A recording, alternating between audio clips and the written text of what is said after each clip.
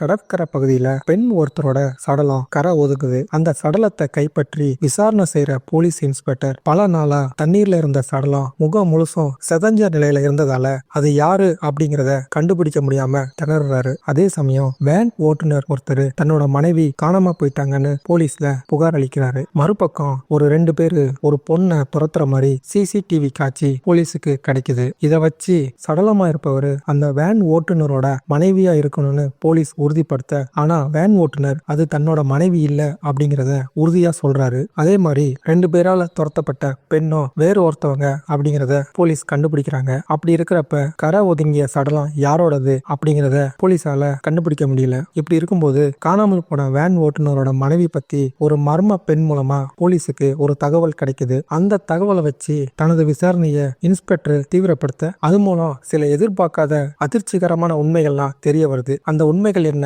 அதுக்கும் கரை ஒதுங்கிய சடலத்துக்கும் என்ன சம்பந்தம் அப்படிங்கறத ஒரு சஸ்பென்ஸா சொல்றதுதான் இந்த லாரா படத்தோட மீதி கதை.